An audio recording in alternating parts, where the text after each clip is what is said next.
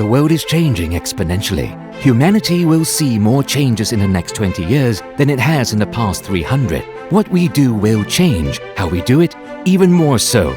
Be ready. Join the education revolution designed to impact and transform lives. Access 300 world-class programs in over 40 areas of study from over 30 international partners and affiliates in an education ecosystem like no other. Become a future-proof global graduate now. Own your future. Hello, a very good morning to all of you, and welcome to our Saturday mornings with BAC. Thank you all of you for tuning in, whether you are joining us here on Zoom or on Facebook Live. We appreciate that you're with us. Saturday mornings are precious, I suppose, for the family, and yet you're here with us. Thank you so much. And here we have three special guests with us this morning, and it's Das, Facilia, and Lakshmi. And we're very pleased to have them with us. Hello, guys. How are you guys? Hi, Mr. Shah. Hi, everyone. Hi, good morning. This morning is a very relaxed session, and so I'm having my coffee with you guys, and I hope you are going to be free and relaxed and share with us your experiences. In fact, by the way, don't know whether you guys can read my inscription on the mug. Can you read it? Yeah. That's a good one. Yeah. Do you find this to be a problem that you all face? I don't know. I think I'm guilty of that as well. All of us Google. I Google before I go to a doctor, so that is really a fair more than a problem. Yeah. I think today many people turn to Google for information. And many times I realize that when they find out that you have a law degree or that you're in practice, they tend to turn to you as Google, right? And they say, hey, Lakshmi, what is the new rules about this or that? And assume that therefore you know everything. But it's really what we want to talk about more today, because people do want to find out more things. In particular, the three of you have a very unique experience in that you have done the University of London law degree. And whilst in general, it is not currently recognized as a qualifying law degree for purpose of practice, but yet three of you have taken very different paths, unorthodox paths to end up still to be where you are now. And it's really what the main purpose of this sharing or conversation is for this morning. And shortly later, Subra will ask you some questions, and hopefully you can share more with us. But before that, maybe I'll just have three of you to say a bit about yourself without too much specifics for now. So maybe we'll start with Das to share more about who you are and what you're doing now. Sure. Well, I am Das, and I run my own practice. It's a small practice focusing on criminal work. Do a little bit of other types of work as well, but the main focus of our work is criminal work. I was in public service for the better part of my career, still the longer part of my career, and so I used to prosecute during that time. So after that, I've started to. I came out into private practice in 2013, I think, and from then on, went to a couple of firms and started my own firm about 3 years ago. You graduated with us. Which year was it again? 1997. Wow, that's quite I still remember you. I still remember you lecturing me on succession. I don't know if you remember. Yes, I do. Was it succession or commercial law? I didn't do commercial. I was smart enough because I knew I would fail it. Okay, succession. Okay, the date subject, right? The boring one. Oh, yes, wonderful, easy to pass. I think it's no longer a subject. No longer, correct. I think they found out it's a free pass for people like me. Okay, thank you so much for that, Das. Lakshmi, I think maybe you were the next one who graduated with us. Which year did you graduate? 2005 batch. I graduated in 2008. Okay, you want to share a bit more about yourself? What you're doing now?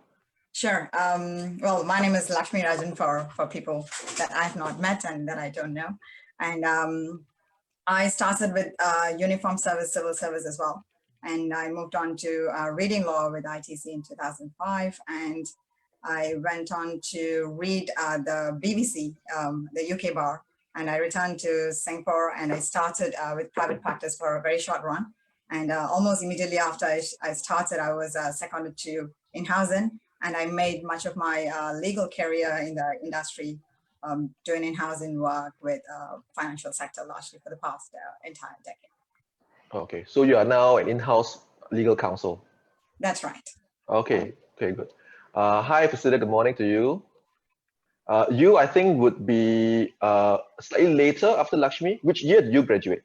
2015. I graduated 2015. 2015, okay, okay. Mm. And what are you doing now? So I actually enrolled myself into the SUSS Juris Doctor program shortly after I graduated from my LLB. And I am a few months away from graduation, and then I will start my local Part B exams in July.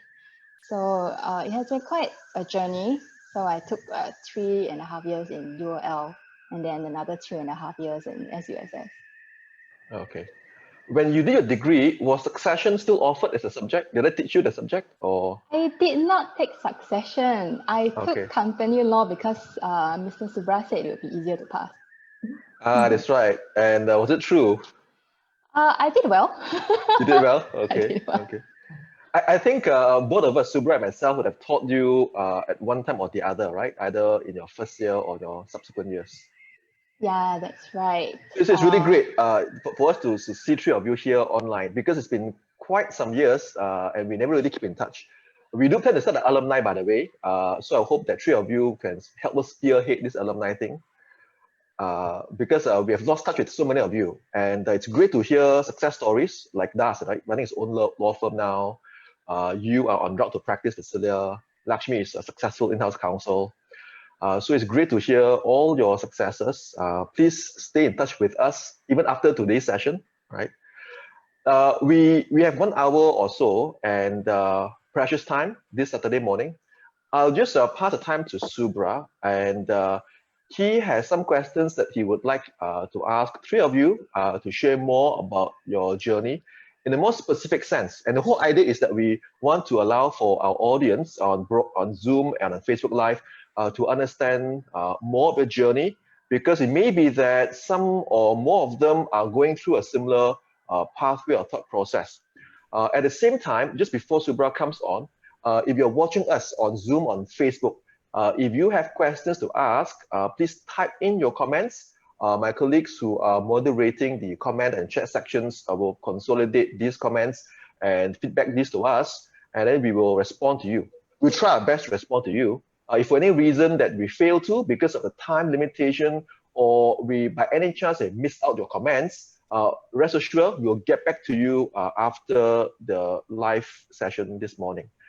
So with that, I just pass the time to Subra. And Subra, by the way, teaches company law, which I recommend is a great subject, because today in the corporate sector, commercial company matters are important, right? So Subra, why don't you take over? Right. Hi, everyone. For those of you who are watching, now one of the things that I want to do to help the speakers share with everyone is how each one of them has actually journeyed their way through the law program. So all three of them are graduates from the University of London law degree, right? And then subsequently, they've actually gone through different pathways to eventually end up in legal practice in Singapore. And in this regard, some of you would be probably aware, right, that in Singapore, we have some restrictions on practicing as to what degree you can actually obtain in order to practice as a lawyer. Das, who is here with us, was someone who actually went through the exemption in the Legal Profession Act. So he has an interesting route in terms of how we went about it. And I'd like to invite Das now to just explain a little bit about how he went about the exemption in terms of applying for exemption, and what was the ministry looking for in granting the exemption. All right. Well, long story short is I graduated in 97, right? So then after that, I started teaching with ACC for a while, which was very enriching. I found that when I taught is when I really understood the subjects better.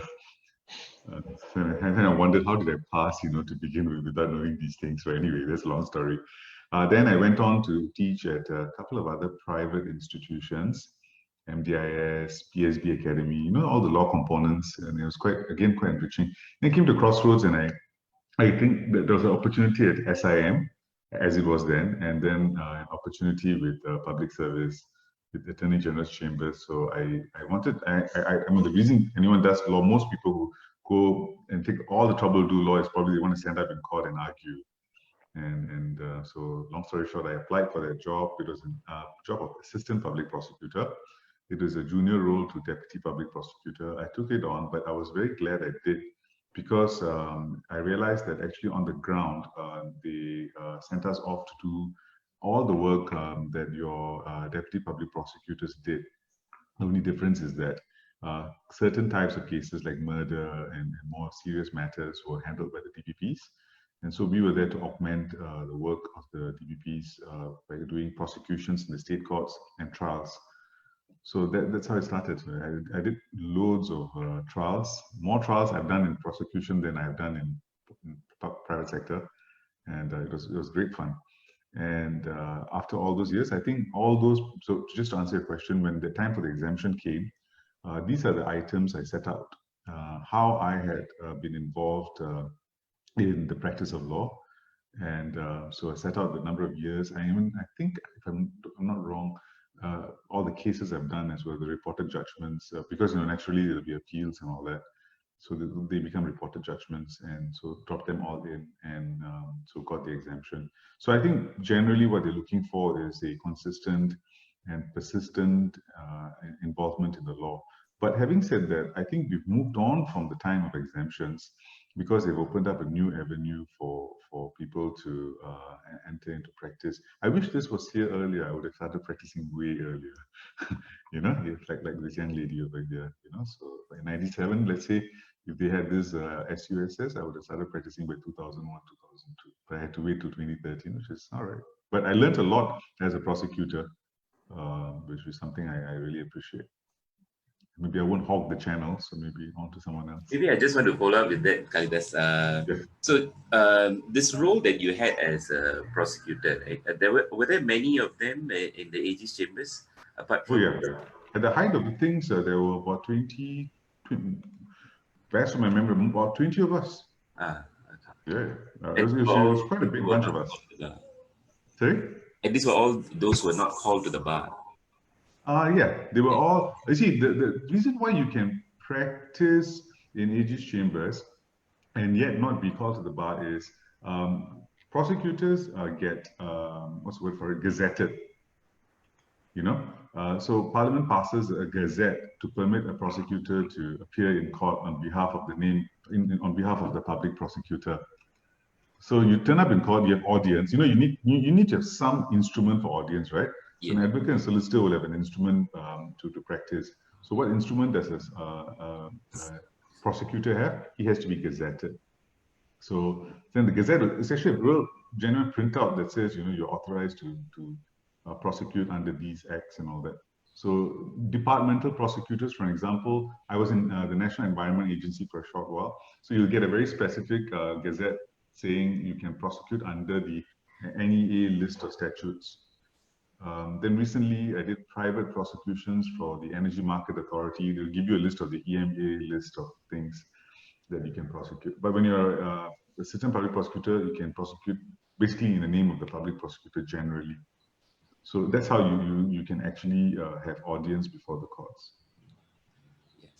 Since you brought up the departmental prosecutors, I'm sure you are aware of the various departments where there are, in fact, prosecutors authorized in that fashion. Could you maybe just give us a little bit of insight into that? Well, you have the Ministry of Manpower. You have the National Environment Agency. I have a close friend of mine. He is basically practicing, I'm sorry, he is basically in the HDB as a prosecutor. And basically, well, what he does is that he prosecutes HDB related offenses, and he does not have a law degree. So it's really a, what do you call that, an area where he's been able to practice because of the department giving him prosecutor training, and then he goes to court and does what we call lay prosecution, right? So these are all the various ways in which prosecute. In fact, just to share also from our experience as lecturers, we've had students coming in, they were already prosecutors. In fact, they were lay prosecutors from MOM, and Yeah. they were engineers, for instance, who are actually in that line, and then they come and do a law degree subsequently as well. I think we've experienced that also. Yeah. Okay. The other thing that I wanted to find out from you again, Kalidas, is at the time that you're doing the law degree itself, right? You know that you were not going to immediately go into practice. What was your mindset at the time? Did you actually think that you're going to attempt this route, or did you have in-house position in mind? Can you run that by me again? Sorry. At the time when you were a student, so before you graduated, of course, you know the restrictions were already in place. But did you have in mind that you were eventually going to be an advocate solicitor, or was this something that you thought about later on? Right. Okay. Well, I was shy of 25, very long time ago, and quite what's the word for it? Optimistic about everything. So I have some relatives who are settled abroad in to the west of here, and so I was asked by them to go and practice there and to do something else. So I had a lot of other thoughts in my mind. But when once I'd done, an opportunity came along to teach at ITC, which is actually the first seed that ended up with me being rooted here, because I genuinely was thinking of going elsewhere at that time. At that time, it was easier with an external degree to plug yourself into other places. Now it's gotten a bit tighter, you know. But at that time it was easier. So back in 97. And so when I started teaching there, I enjoyed it. And then after that, just one thing led to another, and I ended up with a career in AG's chambers. And that was, at that time, at least good enough for me, because I was literally appearing in court and literally doing submissions and having trials with qualified lawyers and giving them a hard time, I think. Because I mean, you after you start practicing and prosecuting after a fair few years, you get very, au fait with all the areas of the penal code, for example. So, and you do trials all the time, so you become a bit of a, used to. It's just like teaching, you can rattle off the area that you're talking about with so much ease. So in the same way, yeah. So I hope that answers your question. Yeah, that's fine. Yeah. And the next person I'd like to ask a few questions of is Lakshmi, actually, right? So basically, just for everybody's information, Lakshmi, after she graduated with us, she went to UK to do the bar there, right? So she's a qualified barrister in the United Kingdom. And she's come to practice in Singapore via a different route, which is as a foreign practitioner, which is another exemption that exists in the Legal Profession Act. So she will share a little bit about her experience of doing the UK bar, and also how she went about applying for the foreign practitioner route, right? So Lakshmi, can you just give us a bit of insight? I think first of all, I should begin by saying that that's a very inspiring journey, Das. And I just realized we have a lot of common points there, starting from civil service.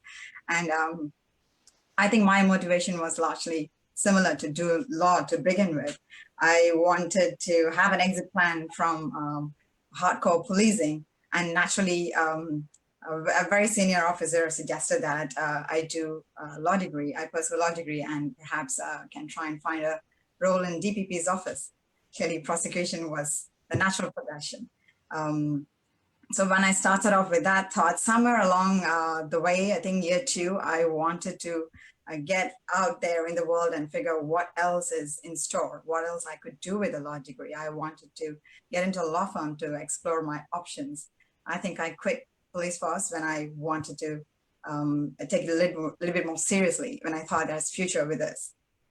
I joined the law firm, and I started off by as a transaction executive, which is just a fancy term for paralegal work.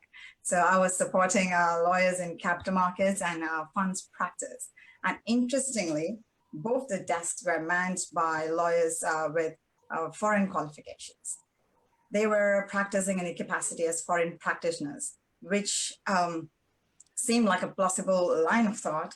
And when I started the conversation with the partners, they were extremely gracious, extremely graceful. They gave me plenty of materials on what I could do. And eventually, when I figured that if I get called somewhere, particularly in, if I get called somewhere in the UK or Australia, I could explore the route of doing work as a foreign associate. I held on to that line of thought. And I'm not sure, Mr. Subra, if you recall, the next person I was talking to was you. It was a very important conversation in my life. Because I remember you went to Middle Temple, the UK bar. And I was hounding you with questions on the hows and whats and whens and all of that. And the next thing I knew, I started my application process for membership with the Middle Temple one, because you went to Middle Temple. I guess I don't see any other reason why it was Middle Temple. And then I also did, and I remember a particular piece of information you gave me. So London's very expensive, so I decided to find the school that offers BBC outside of London. So I did Bristol, which was a very wise call. Living in London was very, very exhausting for me. I'm going to back and forth. When it looked like you could do your BBC, you could get called to the UK bar and return to practice as a foreign associate, that's my only line of thought. I came back and joined the same law firm, and that's it. They applied for the exemption. I think that's the shorter story about how you get there. For the benefit of those who are listening, so Lakshmi was saying BVC. BVC was Bar Vocational Course. So back then when she did it, it was called Bar Vocational Course. It's now called BPTC, right? So the Bar Professional Training Course, right? So in case anybody is checking on this and you notice that it's actually called something different, right? It's the same thing. It's just a change in the name in terms of the course itself, right? Some course contents have changed over the years, I think. So again, back to Lakshmi, right? So in terms of applying as a foreign practitioner, was there any exams that you did? Well, I think all the exams, I think we had done too many exams at that point in time, particularly with the BBC. So many modules, was a very intense course for 9 months.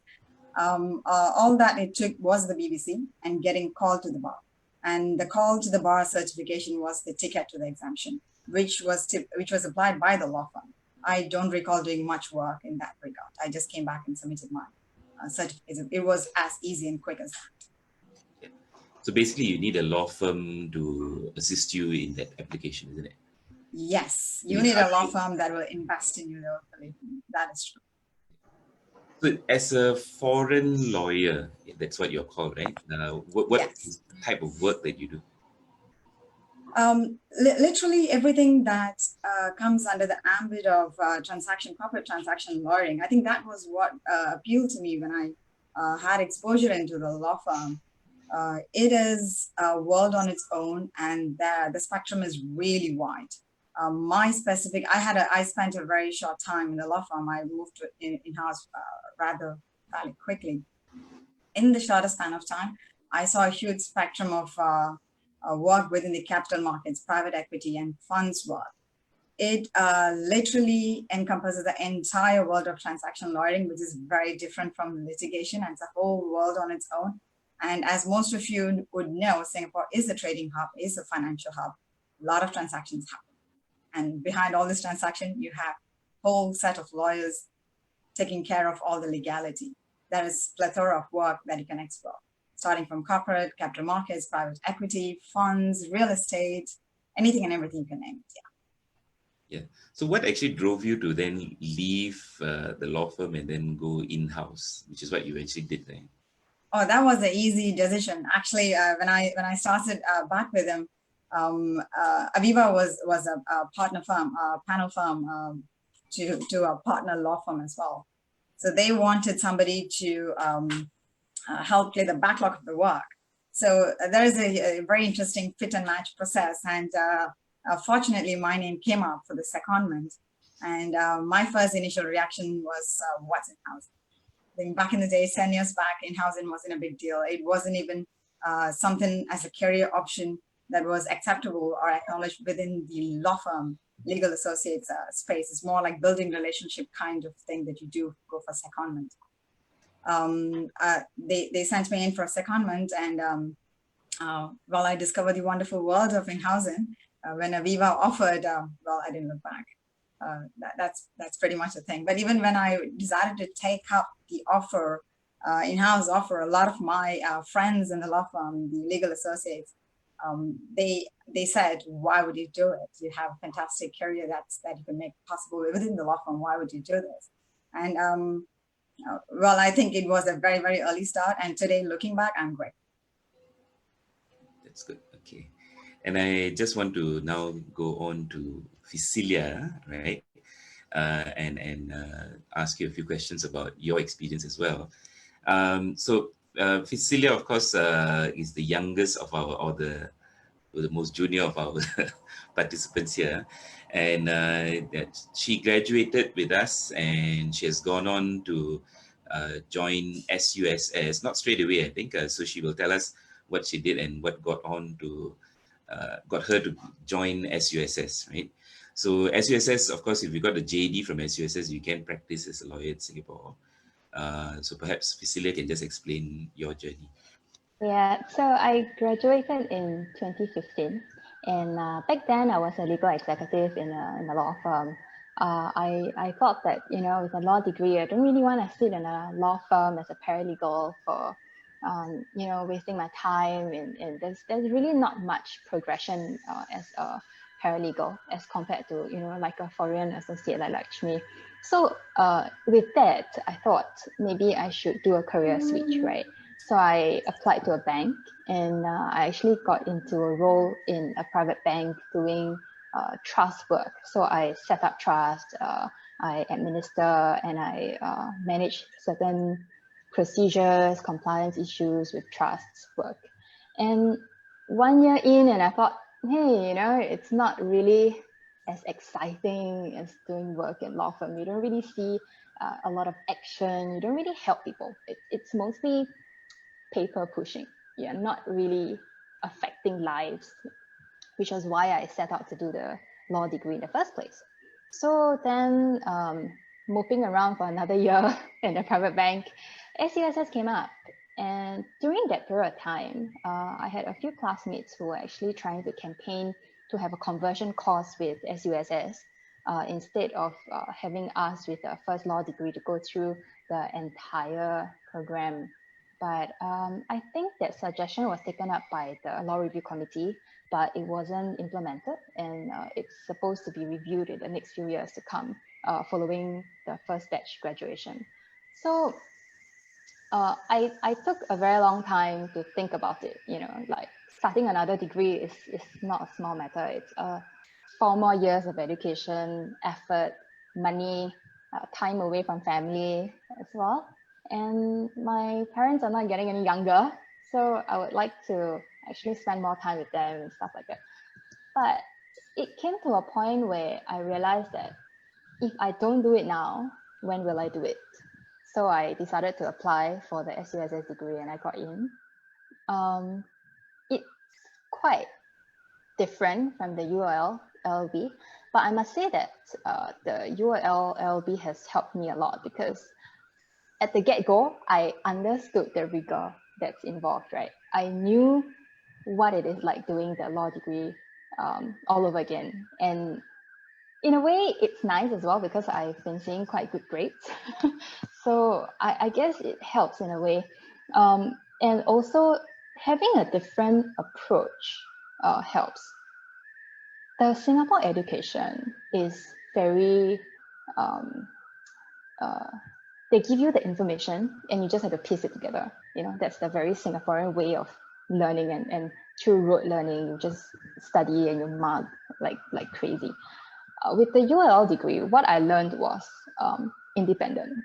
And although the lecturers in ITC were very helpful in pointing out the law and giving you the information. But I think application and critical thinking is something that you have to pick it up on your own, which I think was a very good practice in UOL and led me to do well in SUSS.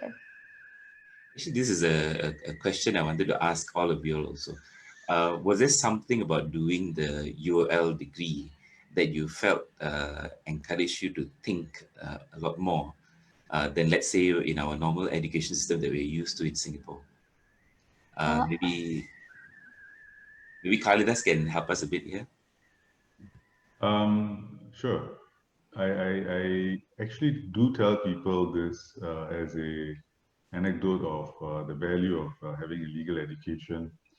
I did write the degree thing, and the last year you've got jurisprudence, right, which is a compulsory subject.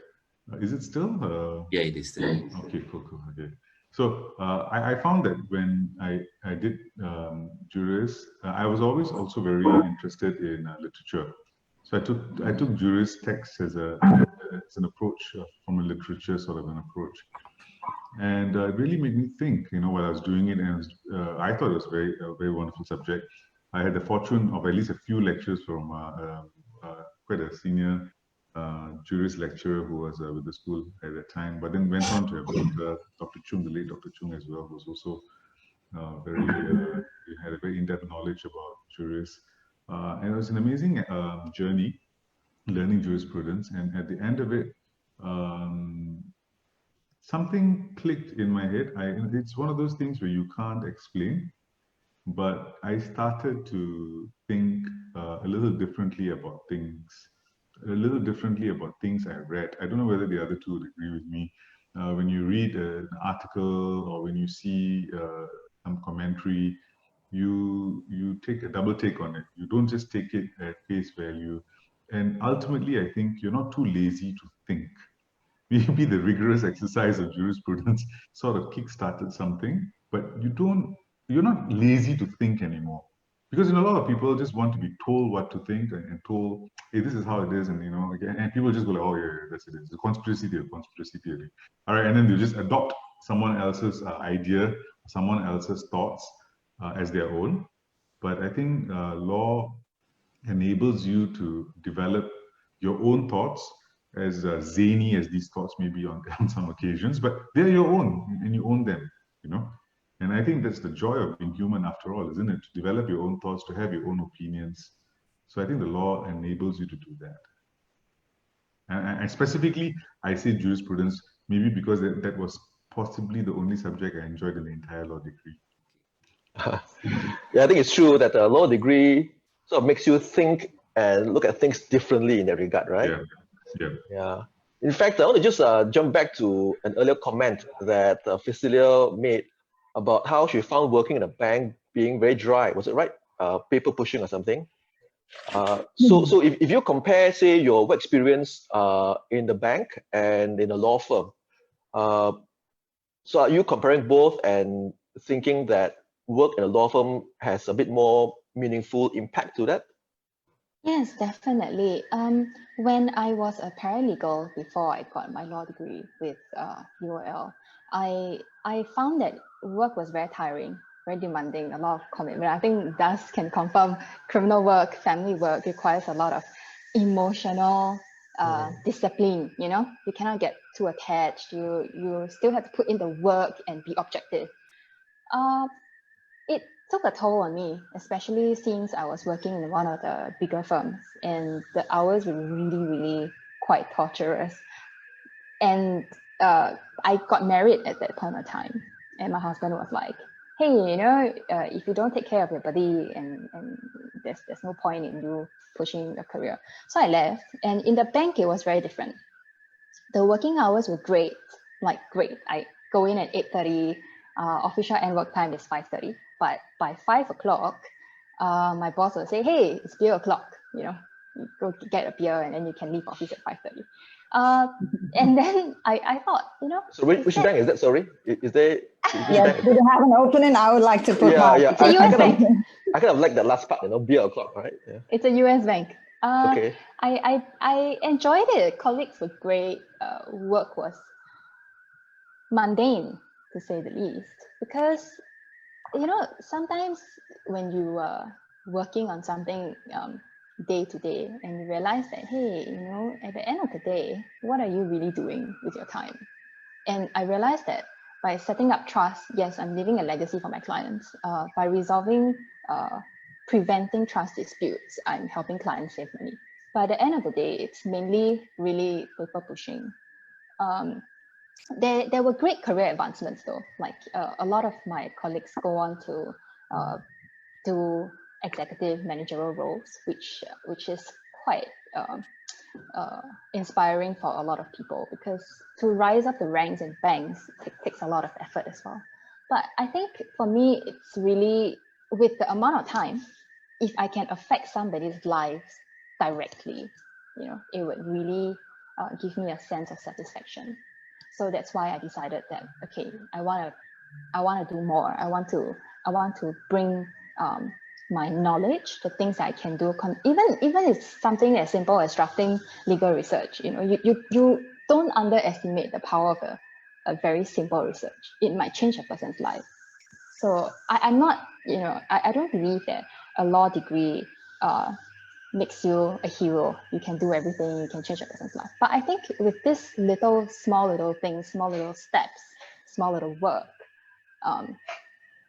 it really makes a difference, especially for people who have personal issues like family issues and facing criminal charges. I think these are really the areas where you can put a more direct effect on their lives. So that's when I. So in your case, because I'm looking at your description of your CV here, you actually went back to your firm after working at the bank. Is that right? That's right. So Okay. I applied for the SUSS, I think second year in my banking experience. And I was looking around, shopping, trying to think what I want to do. Maybe join an offshore firm as a paralegal, or, probably do some pro bono community work and stuff like that. Then my ex-boss gave me a call and he said, hey, I heard you're in the SUSS course. Don't you need a training contract? I was like, oh yeah, maybe in another 3 years I'll graduate and I'll need a training contract. So he said, why don't you come back and we'll see where we go. So he was really kind, and I had the opportunity to work with him for the past 2 years again. And I'm going back to the same firm, same team in January for my training contract. It was, I think it's like, when your stars align, when I was going to move from the bank, and he just came knocking on my door and said, hey, I need you back. So yeah, that was nice. Okay. I think legal practice or working at a law firm requires a passion or calling, right? That's why you went back to legal executive in a firm. It's probably like what I think three of you would experience, in that doing legal work requires some kind of specific passion or calling in that regard. So that's, for example, you handle criminal work. You didn't choose to do litigation, civil matters, corporate matters. So in that regard, I think your experience and that of, say, Lakshmi is quite different. How would you compare doing civil work compared to crime, for instance? Well, like I said earlier, most of my career was with prosecution, and I got the exemption. I mean, in no small part because of the amazing support the management, as it was then, had, because your employers also have to put in a word for you, and so they were very supportive. Even for my part A, which is the first part of the bar, I think myself and one more colleague of mine, we had just barely missed the deadline, and literally steps were taken to try to get us on board. So all that was, we cannot forget the people who helped us, right? Notwithstanding the law degree as well. But because of that, the criminal aspect of it has been the mainstay for me. I went on to join, I would like to think, a stalwart in criminal practice, Mr. Edmund Pereira. So I was with him. He was my pupil master. Learned a lot about the transitioning from a prosecutor to a defense lawyer, because he was a DPP and a magistrate, district judge as well. So it really helped. So, but because he's also mainly a criminal lawyer, then I went on to just focus on criminal law. But I went on to another law firm just before this one, and there I did a few civil trials. I even did a civil trial in the High Court. My first civil trial in the High Court, and we won. So I actually, but what I did was I impeached. Impeachment is a process under the criminal the procedure. You find that in the Evidence Act, so Section 147 and 157 of the Evidence Act. So it's for impeachment, but you can actually impeach a person in a civil trial as well, because the Evidence Act applies both to civil and criminal matters. Long story short, I impeached the person and then they withdrew the matter. So that was very interesting for me.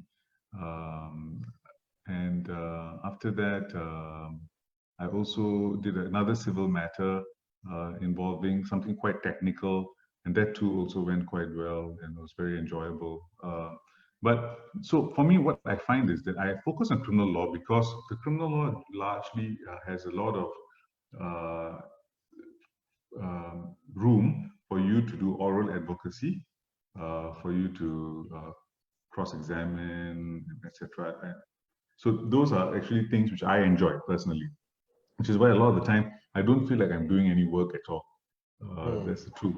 You know, I really doesn't feel like work when I do all these things. If you ask me to IP or something, I'll probably keel over and die, but maybe not die, you know. But so coming to just to quickly answer your question, for civil matters, if it's just to focus on the advocacy aspects of it, I can. So in the previous law firm, it was larger, and so they had someone to help me with all the paperwork. So all the interlocks were done, and everything was done properly. All I had to do was go to court and take the pleadings and start cross-examining. So I really enjoyed that. But that's a luxury to have. Yeah, so now I still do some civil litigation matters, but only when I look at the matter and I think, okay, I'm prepared to go for trial with this one, then I'll take it on. Yeah. Okay, right. Maybe I can jump into a particular question which all of you probably can relate. And when you were studying law, right, and your experience of what you thought the law was, and now, especially for both Lakshmi and Kalidas, I think with several years of experience in law firm, or in the case of Lakshmi, in-house as well. How do you see the law now? I mean, now that you've got practical experience, right, and what you learn in the law degree and what you do now, what's the difference for you? Lakshmi first. Sure. I think it relates back to your the previous conversation. What does a law degree do to you? I think fundamentally, more than grounding you with the theoretical knowledge, a law degree teaches you to question and reason. I think those are the essential and fundamental essence of lawyering. Law evolves every single day. Your learning doesn't stop. And particularly for those in the financial industry, the regulatory activism has gone up exponentially. I think that's an understatement if I say exponentially. I remember joining an in-house desk with 2 lawyers, and now an in-house desk and a job in the bank. I walked into the floor of lawyers, legal and compliance. There are 100 legal and compliance professionals on the banking floor. That's the number of people that it takes to keep an organization going. It evolves every day. Lawyers and compliance professionals keep reading. You have to read.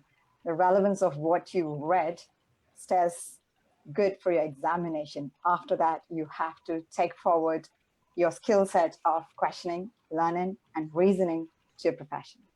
That is fundamental. What about Kalidas? What difference do you see between when you were studying and then now as a practitioner? A lot more fun practicing. Studying is way harder, and of course the threat of not doing too well in your exams and all that. It's very different. It's a very different experience, I think. But practicing gives you a lot more leverage on how you want to apply the law, and definitely a very different experience. Like I said, studying was, I'm sorry to the academics here, studying was a bit of a chore for me. because it's too regimented.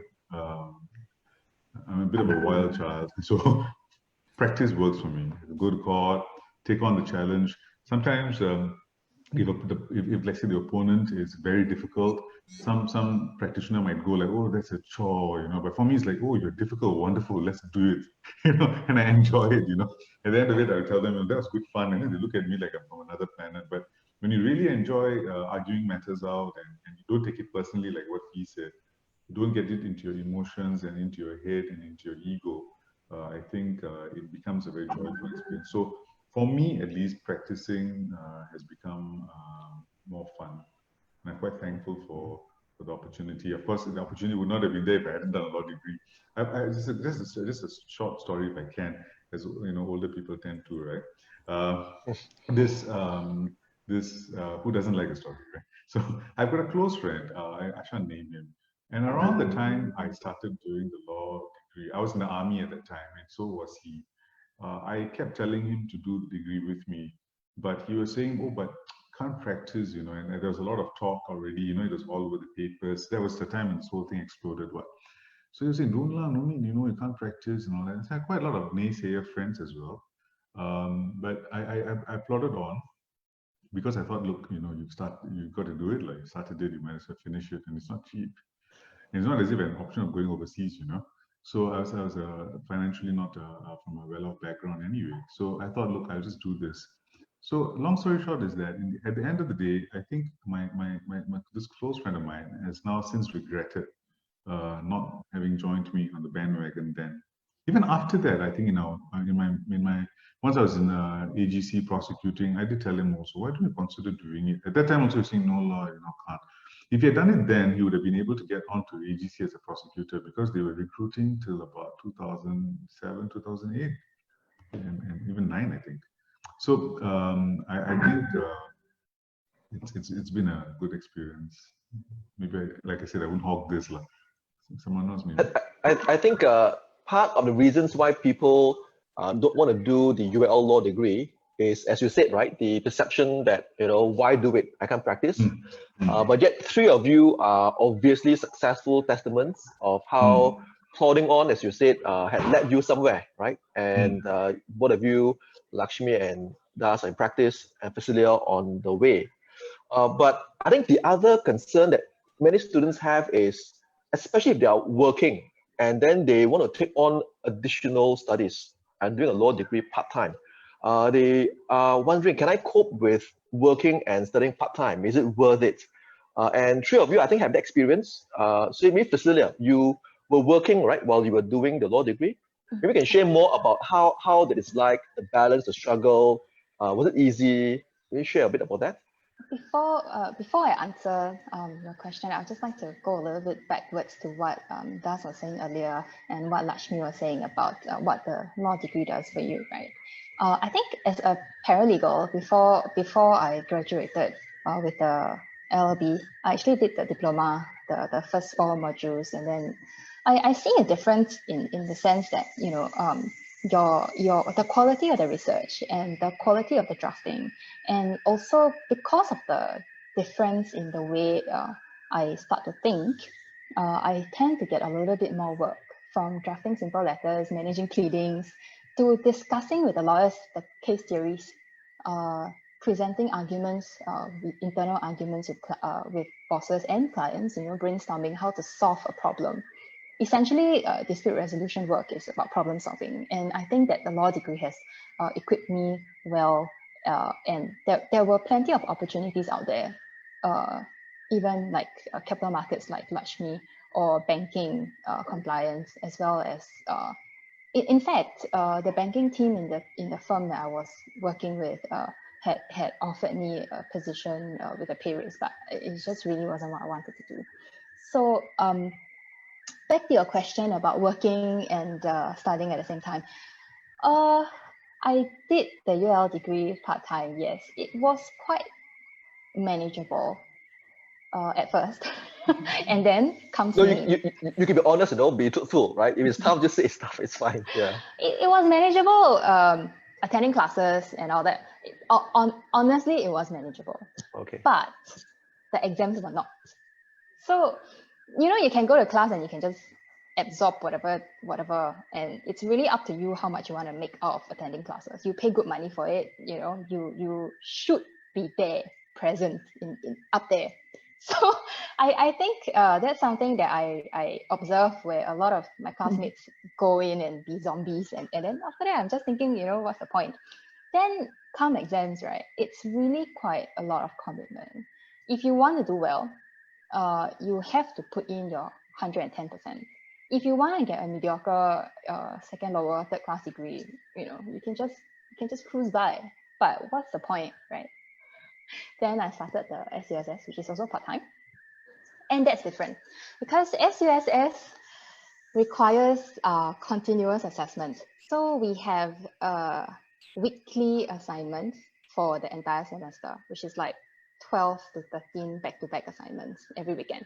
And that was really challenging because that means putting aside every single weekend time that you can spend with your family, time to do your household chores, actually. And then as well as working in a law firm where you sometimes have to work weekends when you have submissions due. So that was challenging, and time management became really a skill. You have to prioritize. You have to learn how to say no. You have to learn how to say no to your family. You have to learn how to say no to your friends. Then you have to learn how to say no to your boss, right? And that's the most difficult for me because you have to say, hey, look, this weekend assignment. And on hindsight, if I had put in this kind of commitment in doing my UOL degree, I would think that the second offer would have been in the bag. Okay. I Yeah, Lakshmi. No, I think manageable is a very, very positive, ambitious word. I'm sure you're a star student, but I think we need a reality check. Well, for me, I think I was doing shift work in policing, and that means I'm always coming to class in borrowed time. So for people who have flexible, or rather not so flexible working hours, and you have to accommodate your class schedule, you have to cherry pick the classes you're going to go to. And I'm going to let you into something, Mr. Chang. I think you're not going to be very pleased with me. I always choose your class to skip. And there is a very good reason for that. There's a very good reason for that because I hope so. Yes. And you tend to give mind maps end-to-end covering the board, which if it's condensed, it's an entire chapter by itself. So without having to attend the classes, I would have the class notes from someone and can get by. And that is a compliment, by the way. So okay. I had to cherry pick the classes. I'm still trying to get my mind around this. Is it a compliment or otherwise? It is. It totally okay, thank is. you. Thank you. And I don't know how to tilt the camera. I still have the notes up there, all the notes. Okay. And yours is so full of mind maps. Mr. Subras, I still try and find hard to understand his handwriting, but yeah. So given the fact that you were working at shift work and all that, would you think that coming for classes with a school like ourselves, BAC, was it helpful? Because UL can be done really via distance learning, and there are some students who do it online with UL directly. But three of you chose to study with us. Did it help having a school to support you? Yes, I would absolutely think so. And particularly, I don't know now because back then, I remember the set of cohort of people, I wasn't very mature, very helpful. And when you are coming into a space where you have to adjust your timetable all the time, having lecturers, having Mr. Subra and you and Ms. Ananthi. Ms. Ananthi is the least happiest when I skip class. But still, I think it helps because there's always space and room where you accommodate to take questions for working people. I think that's fundamentally important. We are constantly managing time, and that is a reality. To be very fair, in all of us are working, and work-life balance is not real. You have to marry work and life together in a fashion. It is interconnected, and there is no clear divide between 9 to 8 is work, and you go 5:30 beer and go home 6 to 10 is kids. And particularly in cross-jurisdictional work, and when you're managing entire APAC desk, Paris wakes up at night when you go to bed, and Australia wakes up when you're still sleeping. It is so hard to do that. In a way, juggling work and reading law at the same time sort of gives you a head start, particularly for women. Multitasking is the way of life. You can't live by otherwise. A lot is asked out of you to be there on the same platform to compete with the men who have a lot lesser to juggle with. Well, that's fair. Okay. We have one question from one of our viewers, and I think this makes a very good concluding question that I would address to all three of you. And this question is, what are some characteristics or temperaments that one should have to be a lawyer or to doing a law degree? And I get that kind of question because we do have many students who come to us to ask because they are unsure whether can they cope with a law degree. And they think maybe that, well, only if you're super smart or you are a boring nerd, right? You like books and you read 24/7 like Subra, you know, then you do a law degree. Sorry, I'm not saying you're a nerd, Subra, but just said that you read a lot. So maybe from I the tend three to of you. disagree. I think he called you a nerd, Subra. You should take it up with him privately. I concur. I have to agree. Yeah. So maybe three of you can share. Would you think that you are that nerd, you are that super intelligent one, and that these are the qualities before one can do a law degree? And we'll just address this question, three of you, as we wind down. And of course, if there are any further questions from our viewers, please do type in your question. If you have time, we'll take your questions online as well at the same time. So I'll just open. Das, maybe you can take that. I don't think you need to be that sort of a person. I remember when I was doing the degree, I was in national service, as I said, and also so that was a tough part. And then in my free time, that was the blossoming of the age of the personal computer. So there were a lot of new games to play on the computer. So most of the time I would be up till about 4 a.m. or 5 a.m. playing computer games, not studying. Okay. The only things that really is that a quality to study for a law degree? Yeah? No, la, but I swear I did, la. So and the blessing was the revision program that at the time ATC had, and the school that I think it's now the name has changed. So you guys were there, and there was this revision program. You still have the revision program, right? Yeah, we do. Yeah, that was very useful. So at least those 3 months of the revision program, I try to be a little bit more disciplined, play until midnight only, la, And so I don't think you need to be particularly a bookwormish sort of person. You need to have an inquisitive mind. And I think most people do have it. I think the problem is that it's this hierarchical thinking that people tend to have about different fields of knowledge. But I think if you apply yourself into a particular field of knowledge, you'll be able to excel in it.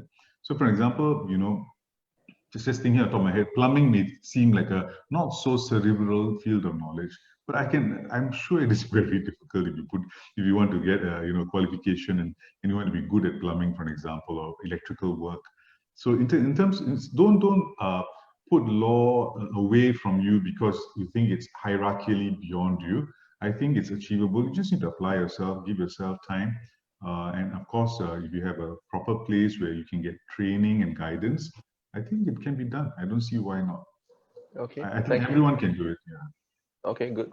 Priscilla, what about you? What would you think are some temperaments or qualities for one to have to doing a law degree? I think your question was initially 2 parts, right? First was temperament for the law degree and then temperament for practice. So I'll go in order. First, I think it requires a lot of discipline. Yeah, setting time aside, time management, discipline. Whether or not you're smart, intelligent, all this, I don't believe that anybody is born smart, right? Just like children, nobody is born the perfect child. Nobody is born the perfect parent. As with students, there are no perfect students. And yes, we know. So yeah, I honestly think that it's a lot of sitting yourself down with a conscious mind. And your question was, whether it takes a nerd to do it. I looked up and I asked my spouse, I said, hey, am I a nerd? And he just looked at me and he said, look behind me. Those are all mine. The books are all mine. And so there you go. And I think no. I think it's a lot of effort, commitment, and discipline. If you want something badly, get it. Don't sit on your chair and be comfortable and say, oh, I want to do it. And then you just sit there. There's no point, right? So it also requires a lot of thinking out loud. I remember trust was my favorite subject, actually. I know people look at me weird. And I remember sitting down with Ms. Anandi, having conversations, endless conversations about trust topics. And it was very eye-opening because it's not just about expressing yourself, but playing devil's advocate.